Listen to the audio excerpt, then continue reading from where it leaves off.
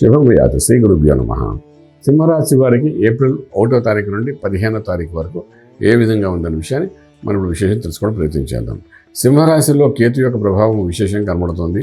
అలాగే సప్తమ భావంలో రాహు, కుజుడు ప్లస్ దాంతోపాటు బుధుడు కూడా ఉన్నాడు. అష్టమంలో రవిశనులు ఉన్నారు. ఆ ఇద్దరు యొక్క యుద్ధాన్ని విశేషంగా చూస్తోంది. భాగ్యస్థానంలో ఇక్కడ చూస్తే శుక్రుడు, అలాగే లాభంలో బృహస్పతి అనుగ్రహం కనబడుతుంది.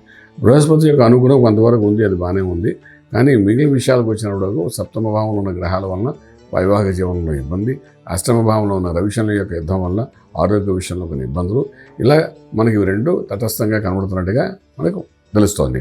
అయితే ఆర్థిక విషయానికి వచ్చినప్పుడు కొత్తగా ఉద్యోగ ప్రయత్నాలు ఏమి చేయకండి. ఉన్న ఉద్యోగంలో జాగ్రత్తగా ఉండడానికి ప్రయత్నించండి ఈ 15 రోజుల్లోని. అలాగే వ్యాపారస్తులు కూడా చేస్తున్న వ్యాపారంలో కించెంత ఇబ్బంది పడే అవకాశం ఉంటుంది. అయినా వ్యాపారం వదలకుండా అది కంటిన్యూ చేయండి. అది తాత్కాలికమైన ఇబ్బందిని చెప్పడానికి అవకాశం ఉన్నాయి. ఇంపోర్ట్ ఎక్స్పోర్ట్ వ్యాపారంలో పెద్ద ఎక్కువగా మార్పులు కనిపించట్లేదు.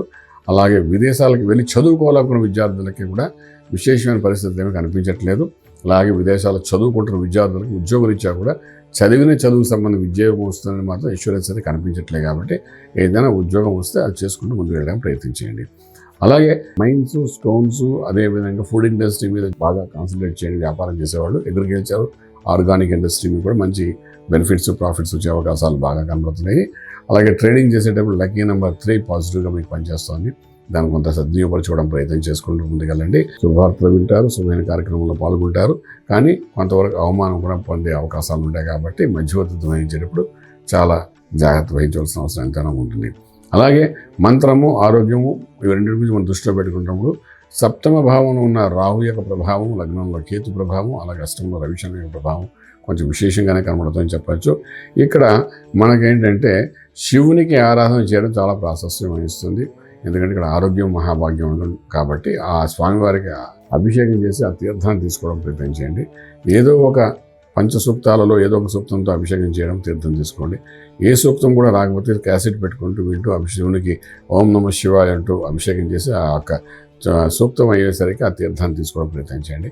ఎందుకంటే ఆల్వేస్ మీకు ఏంటంటే ఈ సప్తమ అష్టమ భావాలు ఉన్న గ్రహాలన్నీ యుద్ధాన్ని చేస్తున్నాయి. కాబట్టి మీకు ఆ భార్యాభర్తల మధ్య అన్యోన్యతలో కోల్పోవడానికి కొంత అవకాశం ఉంది. అదేవిధంగా ఆరోగ్యం మీద మంట, అంటే గ్యాస్ట్రిక్ ఇష్యూ వస్తుంది, ఇండైజెషన్ సిస్టంలో ప్రాబ్లం వచ్చే అవకాశాలు ఉంటాయి. కాబట్టి ఈ అభిషేక తీర్థం ఎప్పుడైతే తీసుకుంటామో అవి రెండు కొంతవరకు చల్లబడ్డానికి అవకాశాలు ఉంటాయి.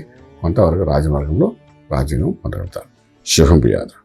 పూర్తి వివరాలకు సంప్రదించండి శ్రీ వేదమాత గాయత్రి జ్యోతిష్యాలయం, Brahmasri మంతా Suryanarayana Sharma garu, Srinilayam, first floor, 101, Sai Vaibhav layout, Chitrapuri colony పక్కన, కాజాగూడ, హైదరాబాద్ 500008. సంప్రదించవలసిన ఫోన్ నంబర్ 8855559147, 8855559148, 9849996644.